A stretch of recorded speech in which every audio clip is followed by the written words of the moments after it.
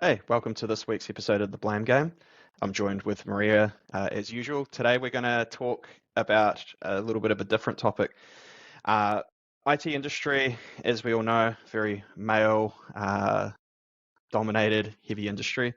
One of the things that comes through a lot of the time is that there's businesses that want to hire more women and get more women involved, but they don't really know where to start, or they don't know how to get women involved. They're putting out jobs, and everyone that applies is, me 10 years ago. Um, Starting with that one, Maria, what is it that we're doing that isn't hitting, that target demographic, or, making it attractive, or, making it feasible for people to apply? We all hear that diversity makes stronger businesses, and unfortunately, the industry has slipped into a very non-diverse um, space. Back in the 50s and 60s, when the IT industry or computers was first a thing, it was very female dominated, and it slowly shifted to be male dominated and almost exclusively. And women were just a couple of secretaries on the fringes. So trying to get women back in and get them involved. Part of the problem is often men write the job description. So something as simple as that. If you write the job description, Nathan, you write the job description, think, this is a great job description. Of course a woman would like this job description. Of course a woman's going to apply to this. Are they? Have you used the right words that they think, yeah, I feel comfortable applying for a job in that company because they've used the right words that make me feel comfortable that I can apply for that? Did you run that past a woman who would read it and say yes? With so little diversity in our industry, we don't have those women writing those job descriptions. So we tend to see MSPs and IT businesses. It's like when you see a couple of women in a business, then you see a lot more women in a business. You see MSPs that have 50% women. And everyone goes, how do you do it? It's like, well, because they already have that diversity. So they have that involvement. They have women writing the job descriptions or saying, don't be silly. You can't put those words in that job description because we won't get a diverse hire. We won't get the right people applying. Whereas if you've got 12 people in your business and they're all men and they all read the job description that you've written and go, well, I don't see an issue with that. Then you get people who look just like the people who are already in your business applying. So with that, because I've worked in businesses where it is around 50% women. So yeah, like attracting or getting women candidates just seems to kind of come naturally, I suppose, through maybe even word of mouth or just presence, at industry events and seeing the representation and things like that. But there's been other instances where, I've tried to, we've specifically wanted to get more women involved, and we've had no women or no applicable women apply. And in this case, it was very regional, role specific. It was not-for-profit, charity, no pay. We needed people in Christchurch for it. And that was interesting for me because, yes, we did want to have more people, but the points you're making around words to avoid, it's something I try to be conscious of, but at the same time, I don't know what those words are or what it is that I should avoid. And I think it'd be the same for a lot of businesses. Like I might think I'm doing okay, but maybe I'm not. So what do you mean specifically there? So we've all read the job descriptions and had a bit of a laugh about, especially in the tech space, there'll be job descriptions that want very specific skill sets. You must know how to program these 12 different things and, like a huge skill set of technical ability across a broad range of, which equates to 40 years of experience for a junior position, and all Yeah. of the above. Now, Mm. here's the difference, and there's loads of research out there on this. Mm. Women won't apply for a job unless they feel like they can hit 90 or 95% of the criteria in the job. Mm. Mm. So the moment you're putting out job descriptions, job criteria that involve that level of detail, you're not going to get a woman applying. Mm. Men will apply for a job, and obviously these are broad, sweeping generalizations, Yeah. but according to many, many research studies, men will apply for a job if they hit about 40% of the criteria. Mm. So when you put out these huge lists of outrageous requests, men will look at them and go, oh yeah, I can hit about 40% of that, I'll apply. Women I'll look at it and figure it go, well, out. Yeah. that's unreachable. Mm. I'm nowhere near that. I won't even apply. So when you consider and I'm not saying to lie on your job descriptions, but you need to consider how detailed do you need to go. Mm. Yeah. Okay. Because the more detailed you go, the less likely you are to get women, because they'll go, oh, you've said, let's say, you've said be able to use Excel. Mm. Okay, I can use Excel. You've said be able to use Excel and use these particular charts. If we're using as an example, Sure. well, I can't use those charts. Now, when we're talking different software or different pieces of technology, we tend to, in some cases, in these job descriptions in our industry, go into so much detail as to Yeah. what we expect. And women will go, well, I can use that. I've used that before, and I've used this in previous roles, but I haven't used it at that level, or I haven't done this function within Mm. it. So therefore I Mm. won't apply. Yeah. Sure. Okay. So avoid the laundry list or shopping list of super detailed things, right? An understanding of networking, or, Mm. Yeah. as opposed to networking using Cisco or Juniper or whatever it is. Yeah. Okay. Yeah, so it's a very different way of thinking, Mm. and perhaps not what you would have done in the past. But if you Mm. want to bring that diversity into your business, you need to think. You need to start thinking with that level of diversity. It Mm. also impacts your training, but it can be really positive as well. So Mm. once I think we might talk about that in a future thing. Once you bring these women in, what do we do with them?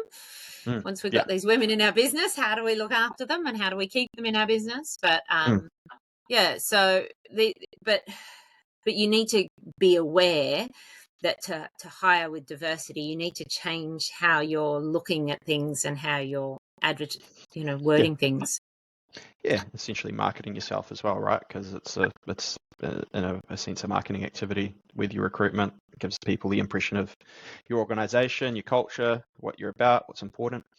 I think it's a great point too when it comes to advertising, particularly for technical roles, is that people do go very specific. And the reality is a lot of organizations aren't really that niche with what they do. They're quite generalist, and products are often interchangeable. So sometimes, yes, understanding the ins and outs of a specific product will be relevant to the role. But as a general rule, I'd recommend having a look and seeing, is this actually a must-have, or is it that, for networking, for example, is it that we need someone to understand the fundamentals of networking, OSI layers and things like that, or do they need to know a specific product, and that product they actually need to know inside and out? Are you looking for a subject matter expert, or are you looking for someone who understands how things piece together, that will be able to read an article, figure out how to use it? So Yeah, and I mean, if you're talking, if we're an MSP and we want to bring in someone, and we're talking, what PSA do we use? Do you need to have someone who's a ConnectWise user, or do you need them, do they need to know how, if you're bringing in someone, obviously if they're a level 2 or a level 3, they've used a PSA somewhere else. Really, it's the concept of why do we use PSA? Mm. But you're going to be training them on what you do and what your processes are and what your policies are and Absolutely. all of those things Mm. anyway. So Mm. do they need to know the ins and outs and all of these things? Do they need to know that level of detail? Probably not. It doesn't matter whether they're a man or a woman or anything else. It doesn't. It makes no difference who you're hiring. That level of detail isn't needed in the job ad. So Yeah. Do you know how to enter timesheets? Even that, a better starting point off, and then having a deep knowledge. Yeah. Cool. So from the sound of things, a lot of it's around how we are recruiting or advertising our roles, and it's not attracting these candidates, which to me is a little bit concerning. If there are candidates or good candidates out there that have an interest in being in the technology industry, women looking to get into it, have that interest, just aren't applying because they're self-ruling themselves out, or they feel like they're not going to hit the hit the criteria, so they're just not going to apply. So if there's all these people out there that want to get into tech that aren't, what are they doing today? First off, I guess, and that's quite an open question, what type of roles would they be in, or what are they doing? But and where would you find them? But I suppose where I'm really leading to is, there's going to be people out there maybe that are interested in technology. They've been around for, working for 10, 15 years maybe. They've built a career in a different industry, different career paths, different career trajectory. What are they going to work in once they go to IT, if they do find the role? Like translating those skills, translating those that experience. What type of roles are we looking at there? there's some fantastic opportunities out there. I mean, I met a woman the other day who's come across from a different industry into the MSP space, managing operations within an MSP. There's and there is some brilliant women coming into the industry. Not enough, still not enough. For considering there's 50% of the population are female, we are a long way away from it. There are the number of young women coming in to study IT, technology of some sort, is increasing. So that's a positive. It's not increasing at the rate we'd like. And young girls are getting turned away from studying technology, even at high school.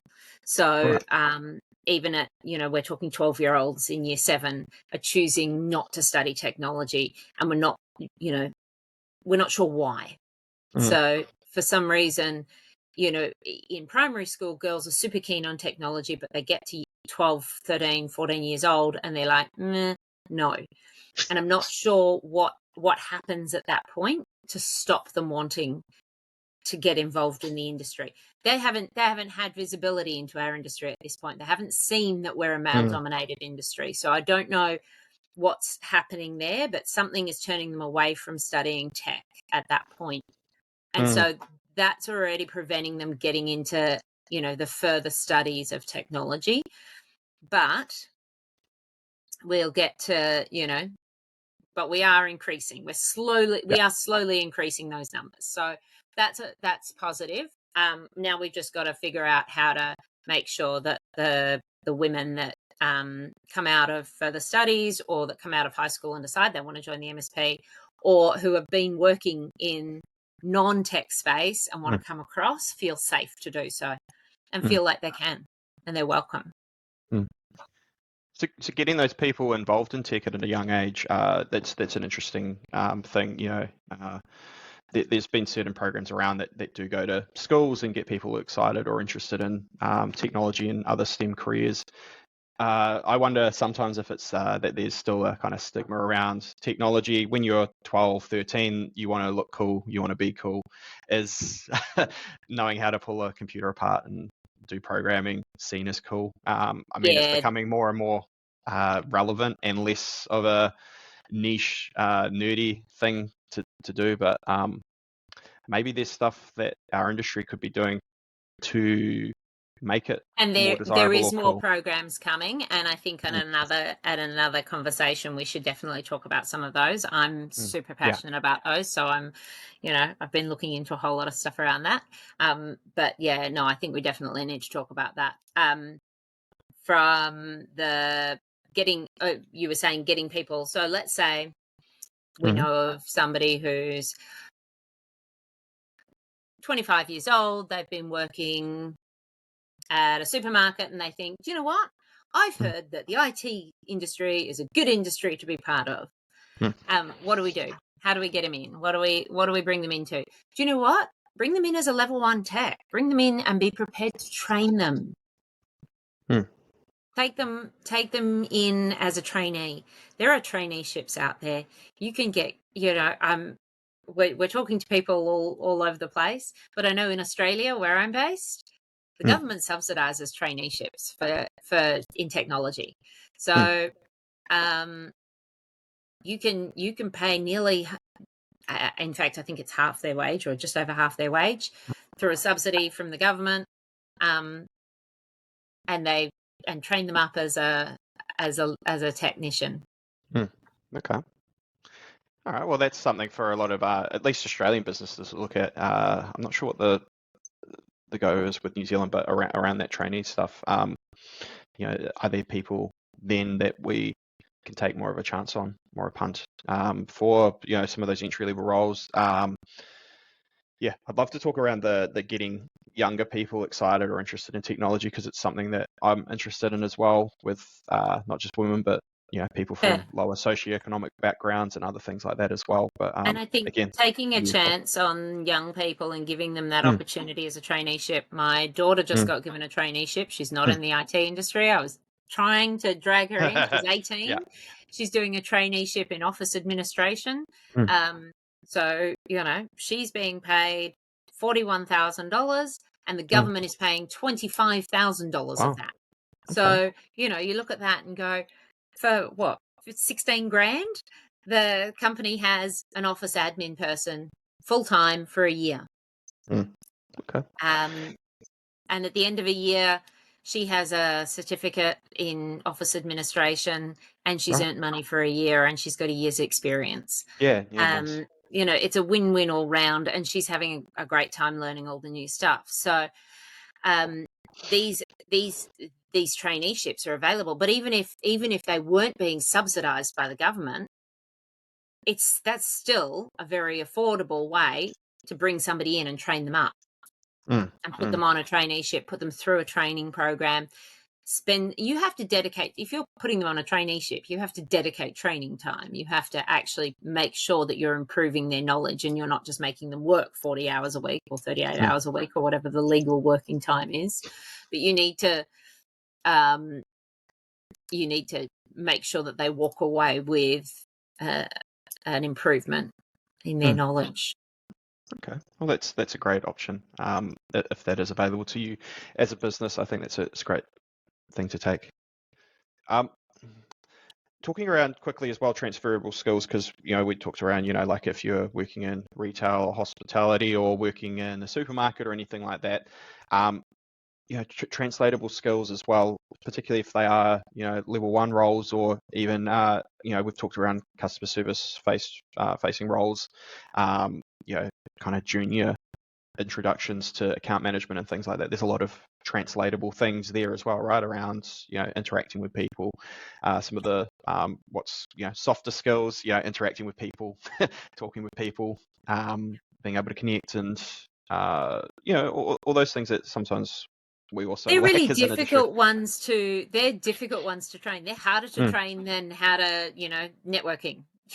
I'm going to teach you the fundamentals of networking. That's a lot easier to teach than how to talk to human beings. I was at the supermarket the other day, end of the work day, and I had to rush down and get food for dinner, and I was exhausted. And the woman said, "Oh, how are you?" And I said, "Oh, just, been a long day." And she goes, "Well, that's not my fault." And I thought, wow. You're not going to get a role in customer service, are you? And she translatable. She sounded like a grumpy old woman when I just said that, but she wasn't. She was, like, 22 years old or something. And I Yeah, yeah. thought, okay, The nonchalant. Yeah. make sure I'm never going to hire you in a customer service role. So Mm, you think about that and think, mm, they're the people that you're not they're going to be a lot harder to train in customer service mm, than so when you're hiring for skills, hire for that great customer service level. So if you've had somebody working, one of the things they say is if you've got somebody who's worked in McDonald's and yeah. they've literally had food thrown at their face. Mm, I did a stint at McDonald's when I was a teenager. I did a year full time at McDonald's, mm, and people would be like, I ordered a chocolate shake, not a vanilla shake, and they would just take the lid off and throw it at your face yeah. Nice. because they felt that was normal. Nothing's changed. They still do the same thing. Mm, And so it was, and you had to say, oh, I'm very sorry. That must have been my fault. yeah, right. And smile and order and make them a replacement for free. And that was the rules of McDonald's. Yeah. So, it was horrible. But if you are hiring people who have those skills, they're Mm, transferable. They've yeah, been yeah. taught that they can smile and serve their customers through any situation. Mm, So, if you're taking people in hospitality, particularly, mm, hospitality have to deal with so much rubbish. mm, Supermarkets on the go all the time, loads of mess, loads of responding, yeah. some kids just knocked down a whole lot of breakables in aisle 3. Quick, somebody has Mm, to run with a mop. yeah, yeah. Yeah, yeah. Yeah. Priorities and escalations and other things like that kind of transfer across. Yeah. That's it. Yeah. Yeah. One quick thing on that, and we'll maybe talk about that at a later point as well, because handling abuse from clients and stuff, it's something I'm well adept at, and would like to see better as well. Yes, hire people if they have that skill and can withstand those tense situations. But if that's the norm of your business and it translates, and you're not getting chocolate milk thrown in your face, but something else, that's another conversation in itself. But again, something to avoid. Yes. No, that And you don't want that on a regular basis. But nah. if you've got people who can withstand upset, we've talked through hiring young people in Mm-hmm. the industry, I think, in the past, and the issue of telephone skills and the fact Yeah. that they don't like being on the phone Mm. and they don't like confrontation. Mm. That can be a really difficult one. Yeah, absolutely. Yeah, So, for sure. hard skills to teach. Yeah, for sure. All right, cool. We'll start. We've got a lot of topics to talk about in the future. I don't think we'll fit them in today, but outside of what we talked about so far, right? It's, look at how you're advertising it. Look at, is this wish list really relevant to the role? Can you cut some things out? Bearing in mind that a lot of women will essentially kind of rule themselves out before even applying. What's some of do you have any other advice for a business outside of what we talked about so far to attract more women? Yeah. So, we, there's been a whole lot of talk in the media around representation. Mm-hmm. We strive for what we can see. Mm-hmm. If you are again 12-person MSP, all men, think twice before you maybe in your first round interview, don't walk the woman through the office where she sees every single person who sits at every single desk is a man and there is not a single woman in the office. So maybe leave that. Do the first round interview, ease them in gently to that idea. Obviously they're going to learn, if you offer them the job, by the way, you're the only woman in an office full of men. That's a very different thing. But, and maybe that's a second round interview or a conversation that happens at some point. We really want to get you in, by the way. but don't do that on the first pass through, because that can be quite daunting. That's happened to me before. You walk through and you go, oh, yeah. And for me, I've worked in this industry for a very long time, so I don't notice it anymore. I will sit in a room, and it's only every now and again, and I go, look around the room, and I go, there's 10 people in this room and I'm the only woman. And it happens more often than I'd like. And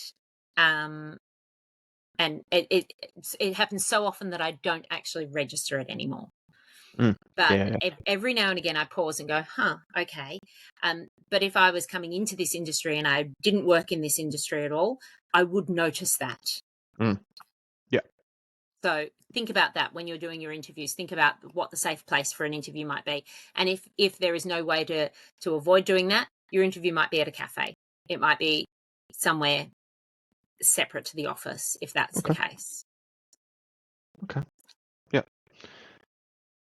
Any other quick tips you can give? Or is that a good starting point? Just actually getting them to apply and have a conversation. Just getting them to apply. The first step is getting them to apply. If you need to, write your job description, run it past. I'm sure you know women. I'm sure you know women in your life.